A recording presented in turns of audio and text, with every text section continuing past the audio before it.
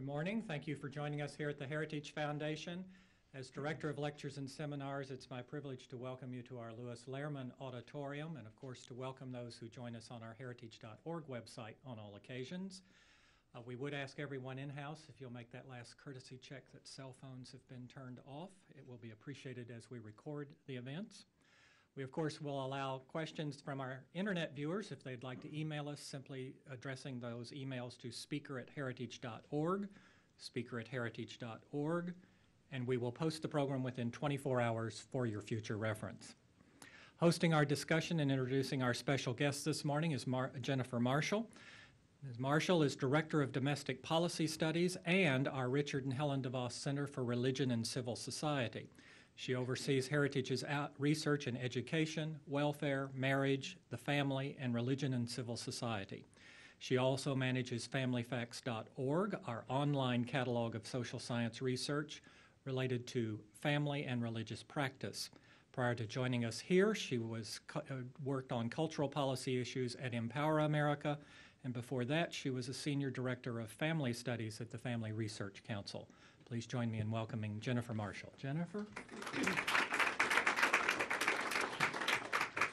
Thank you, John, and thanks all of you for being here for our book event on Black and Tired, Essays on Race, Politics, Culture, and International Development by Dr. Anthony Bradley. A few days ago, here in Washington, D.C., Hurricane Irene pushed back the official dedication of the new memorial to Dr. Martin Luther King. But the silver lining in that hurricane is that the delay appropriately extends our focus on Dr. King's civil rights legacy and the work of those who, since him, have strived to make all God's children truly free at last. Well, Dr. Anthony Bradley is one of those freedom seekers.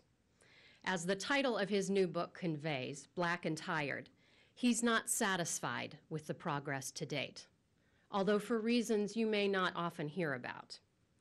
As the essays in this book show, with titles like Devaluing the Family, Hip-Hop's Delusional God Talk, and Green Boozled, Anthony Bradley is a scholar with wide-ranging interests. His academic pedigree shows that as well. His undergraduate degree from Clemson is in science, and his master's from Covenant Seminary and doctorate from Westminster Seminary are in theology. Today, he teaches at the King's College, a Christian liberal arts school in New York City. Anthony's first book was Liberating Black Theology, the Bible and the Black Experience in America. His latest book, Black and Tired, looks at the experience of one race to teach us truths about all humanity. Our views of human nature, he argues, will shape our public policy.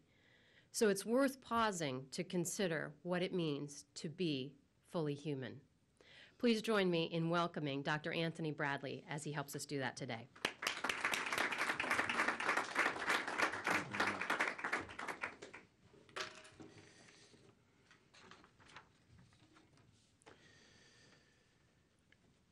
Thank you, Jennifer Marshall, for the invitation. I am honored and delighted to be at the Heritage Foundation for this event.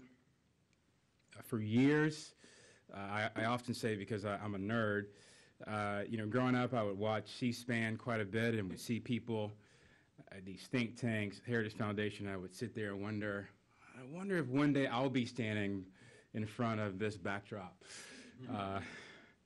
with the foundation. And so I'm honored to actually be here, so thank you for the invitation. My connection to this foundation goes back quite some years. I have, with great honor and boasting, used a lot of the work of Robert Rector in my own research and writing. His work has been particularly helpful for me in terms of my own attempts to think differently about both political and economic liberation for African Americans. The United States is an incredible place. It stands out among other nations in the world. And I recently had an opportunity to be reminded of how great this place is at my family reunion in Escambia County, Alabama, actually in the city of Atmore, Alabama. Escambia County is the county that my family's plantation was. And so I stand here before you as a descendant of slaves from the Bradley Plantation in Escambia County, Alabama. Slavery, Reconstruction, Jim Crow, the Civil Rights Movement. This is my family's story of struggling and fighting for humanity and freedom in a context and a culture that was saturated with injustice and dehumanization. Now, what's so amazing about this narrative, this story, is that not only does my family know where the plantation is in Escambia County, we now own it. And there are members of my family currently living on it as free people who have property rights to it, codified and protected by the rule of law. Now, how many countries in the world is it possible to have a group of people who were once slaves on a piece of property, a few generations later actually own the property that they were living on? They were being enslaved on. And so this makes this place absolutely amazing. Yes, of course, we notice the progress in our country by having a black family in the Oval Office. There are not too many countries around the world where you would see subdominant cultures rise to that level, that status, and just a few generations after movements like the Civil Rights Movement. So it's amazing to me that, and I personally am delighted to think about what is it about this country, what is it about our founding principles that allows someone like myself to be a descendant of slaves, to be standing in front of a group of people, having earned a PhD, standing in front of this Heritage Foundation backdrop, speaking to you about my second book. To me, it's just an amazing narrative about the potential of freedom and liberty and economic empowerment that this country actually offers to those who have the opportunity to take advantage of it. So I named my book Black and Tired on purpose. One, because I am black, if you can tell. And so I want to remain connected to the history of my own family, the story of rising to success in spite of incredibly traumatic and wounding and painful experiences in this country.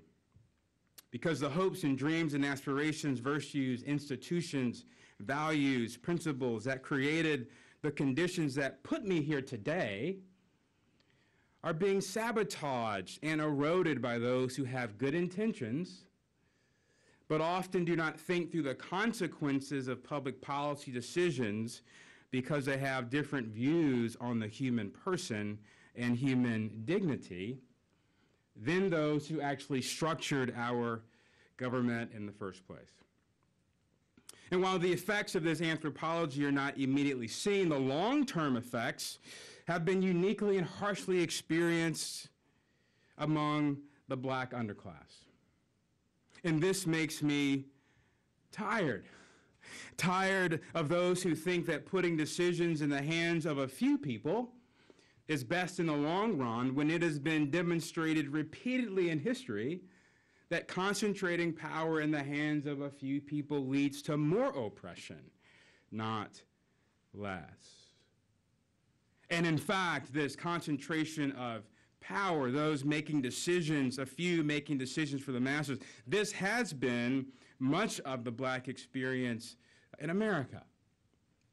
And so, in fact, I'm black and tired because it seems that there is this movement, this energy to reposition African Americans in such a way that a few people are making decisions about those